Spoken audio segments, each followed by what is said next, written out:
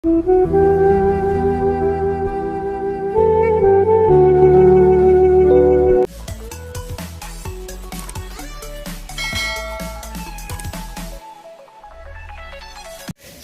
lupa like and subscribe. Assalamualaikum warahmatullahi wabarakatuh. Berjumpa lagi dengan kami Santri Sukodono. Jangan lupa like dan subscribe za. Di depan dapat kita lihat bangunan masjid yang bernama Masjid Syekhona Kholil. Syekhona Muhammad Kholil merupakan seorang ulama karismatik yang lahir di Kemayoran, Bangkalan, pada tahun 1820 dan wafat di Martajasa, Bangkalan, pada tahun 1925.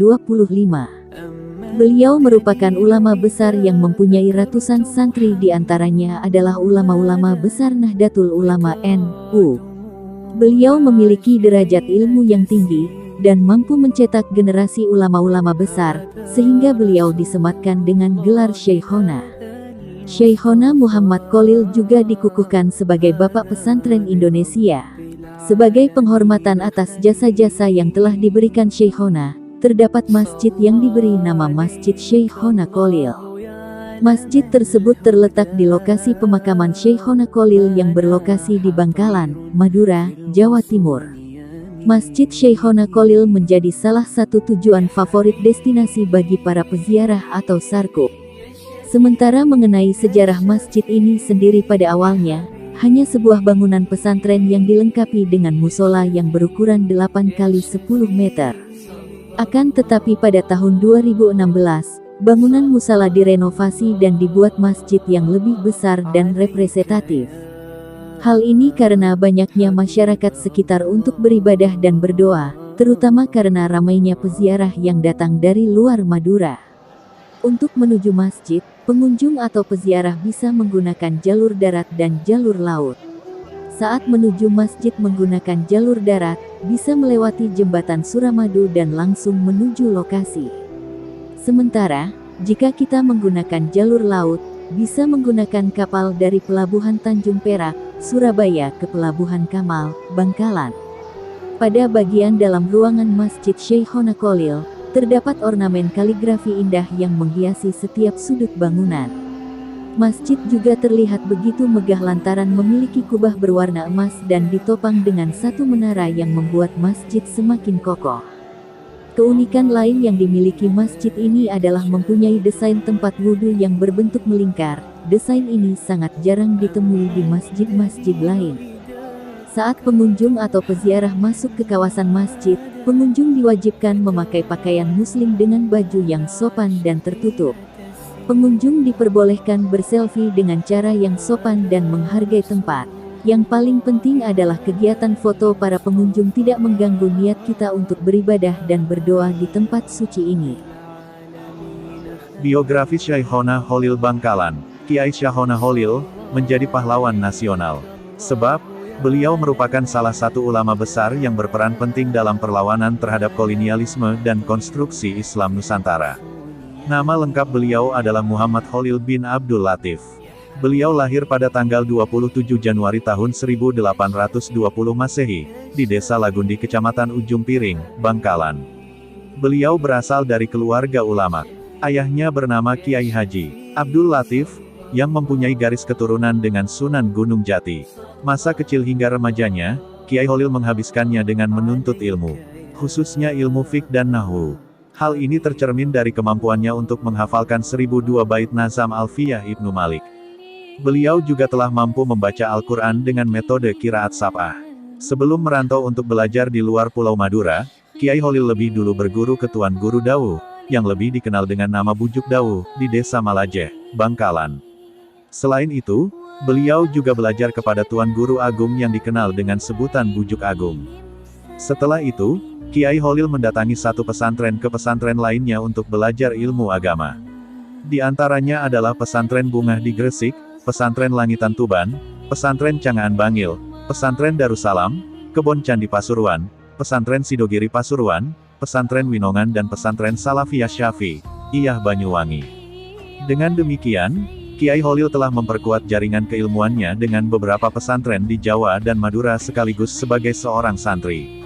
Setelah itu, beliau menikah pada usia 24 tahun dengan Nyai Asyik yang merupakan putri dari Lodra Putih. Hasil dari pernikahan ini, beliau dikaruniai 2 orang anak, yang kemudian diberi nama Muhammad Imron dan Rohmah. Beliau pun kemudian menikah untuk kedua kalinya dengan Nyai Misi dan dikaruniai seorang anak perempuan bernama Asma. Sementara itu, proses perjalanan pendidikan Kiai Kholil dilanjutkan tak lama setelah beliau menikah. Saat itu, beliau memutuskan untuk belajar ke Makkah. Beliau belajar kepada Syekh Nawawi Al-Bantani di Makkah. Dia dikenal sebagai seorang pelajar yang tekun. Selama menuntut ilmu, Kiai Kholil memiliki kebiasaan istimewa yakni menggunakan bajunya sebagai kertas untuk menulis semua pelajaran yang beliau dapatkan dari guru-gurunya. Maka tak heran, jika semua baju yang beliau punya hanya berwarna putih. Saat beliau sudah berhasil menghafalkan semua catatan itu di luar kepala, maka beliau baru bisa mencuci bajunya dan memakainya kembali. Selain mempelajari tentang ilmu eksoteris seperti tafsir, hadis, fikih dan ilmu nahwu, beliau juga mempelajari ilmu esoteris ke berbagai guru spiritualnya, yaitu Syekh Ahmad Khatib Sambas Ibnu Abdul Ghaffar, yang bertempat tinggal di Jabal Kubais. Melalui Syekh Ahmad inilah ajaran Tariqah Qadariyah wa Naqsyabandiyah sampai kepada beliau. Meskipun biasanya kedua jenis tarekat ini justru dipelajari secara terpisah. Kumpulan cerita dan karomah Syekhona Kholil Bangkalan. Semua cerita tentang keajaiban atau karomah Syekhona Kholil yang saya sampaikan ini, bisa benar, bisa juga salah, karena saya sendiri hanya merangkum dari beberapa sumber yang ada. Saya mohon para pemirsa yang budiman agar memberikan komentarnya, manakala dari sekian banyak cerita di bawah ada yang tidak benar atau salah, untuk saya perbaiki lagi. Ulama besar yang digelar oleh para kiai sebagai Syekhuna, yakni guru kami, karena kebanyakan kiai-kiai dan pengasas pondok pesantren di Jawa dan Madura pernah belajar dan nyantri dengan beliau. Istilah karomah berasal dari bahasa Arab. Secara bahasa berarti mulia. Syekh Tahir bin Soleh Al-Jazairi, dalam kitab Jawahirul Kalamiyah, mengartikan kata karomah adalah perkara luar biasa yang tampak pada seorang wali yang tidak disertai dengan pengakuan seorang nabi. Adapun karomah Kiai Haji Kholil diantaranya, sebagai berikut. 1. Tertawa keras di dalam sholat.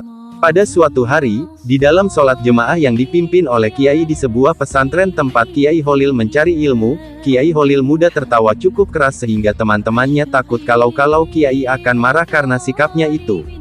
Dugaan mereka tidak keliru, setelah selesai sholat sang Kiai menegur Kiai Kholil muda, dengan sikapnya yang tertawa cukup keras waktu sholat tersebut yang memang dilarang dalam Islam. Ternyata, Kiai Kholil muda masih terus tertawa meskipun Kiai sangat marah terhadapnya. Akhirnya Kiai Kholil menjawab bahwa, ketika sholat berjamaah berlangsung dia melihat sebuah berkat atau wadah nasi waktu kenduri, di atas kepala sang Kiai. Mendengar jawaban tersebut, sang Kiai menjadi sadar dan merasa malu atas sholat yang ia pimpin tersebut. Karena sang Kiai ingat bahwa selama sholat berlangsung, dia memang merasa tergesa-gesa untuk menghadiri kenduri sehingga mengakibatkan sholatnya tidak khusyuk. 2. Debat kepiting dan rajungan. Pada suatu hari, para ulama Mekah berkumpul di Masjidil Haram untuk berdiskusi membahas masalah dan hukum Islam yang sedang terjadi di Makkah. Semua persoalan didiskusikan tanpa hambatan dan selalu mendapatkan solusi dan kesepakatan semua ulama tersebut. Akan tetapi pada masalah mengenai halal atau haramnya kepiting dan rajungan, terjadi banyak pendapat dan tidak menemukan solusi. Kiai Kholil pada waktu itu berada di antara peserta diskusi sambil mendengarkan dengan tekun sambil sekali-sekali tersenyum melihat silang pendapat para peserta diskusi. Melihat jalan buntu permasalahan yang ada di hadapnya, Kiai Kholil minta izin untuk menawarkan solusi untuk masalah tersebut. Akhirnya Kiai Kholil dipersilahkan untuk naik ke atas mimbar oleh pimpinan diskusi. Setelah tiba di atas mimbar, Kiai Kholil berkata, "Saudara sekalian, ketidaksepakatan kita dalam menentukan hukum kepiting dan rajungan ini menurut saya disebabkan karena saudara sekalian belum melihat secara pasti wujud kepiting dan rajungan," ujar Kiai Kholil. Semua ulama yang hadir dalam diskusi tersebut menyetujui keterangan Kiai Kholil tersebut. Beliau berkata, "Saudara sekalian, adapun wujud kepiting seperti ini," ucap Kiai Kholil sambil memegang kepiting yang masih basah. "Sedangkan yang rajungan seperti ini," lanjut Kiai Kholil sambil memegang rajungan yang masih basah, seakan baru mengambil dari laut. Semua hadirin merasa terpana dan suasana menjadi gaduh karena keanehan tersebut. Mereka hanya bisa merasa heran dan bingung dari mana sang Kiai Holil mendapatkan kepiting dan rajungan dengan sekejap saja. Maka setelah kejadian tersebut, masalah halal atau haramnya kepiting dan rajungan telah menemukan solusinya. Sejak kejadian itu, Kiai Holil menjadi ulama yang disegani di antara ulama Masjidil Haram. Daftar murid Syekhona Kholil Bangkalan. Kiai Haji Hashim Asy'ari, pendiri sekaligus pengasuh Pondok Pesantren Tebu Ireng Jombang. Beliau juga dikenal sebagai pendiri organisasi Islam Nahdlatul Ulama NU.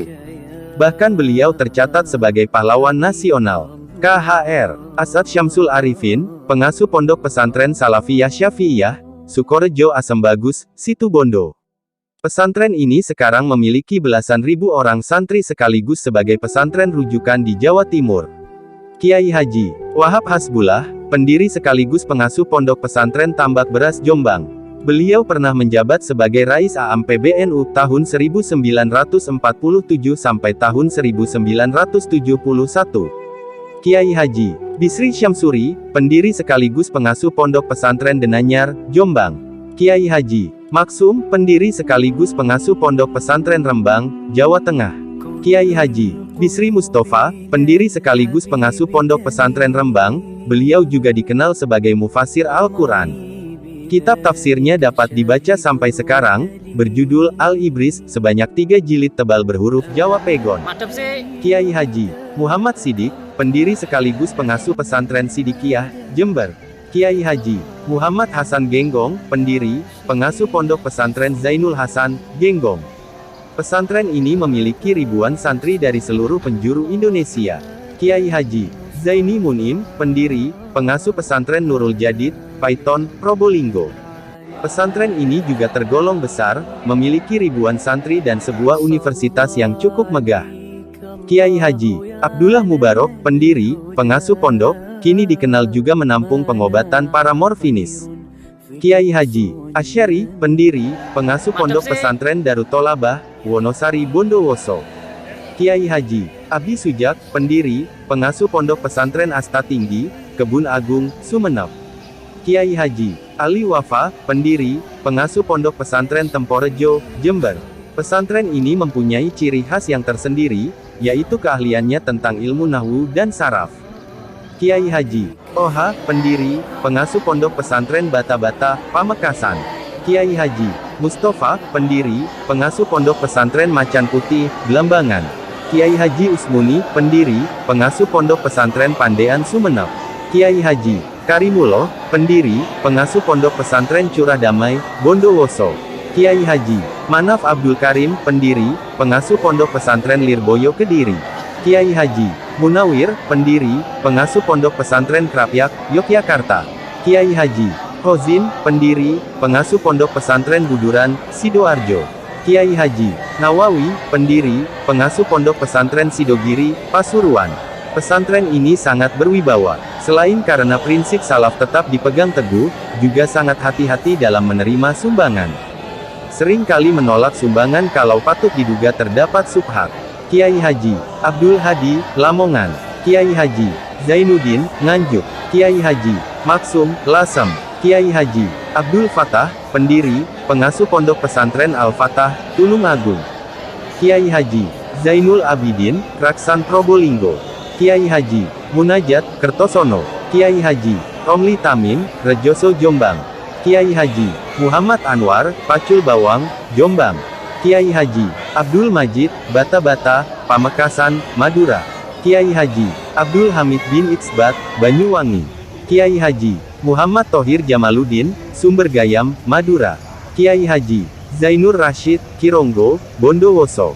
Kiai Haji Hasan Mustafa, Garut Jawa Barat.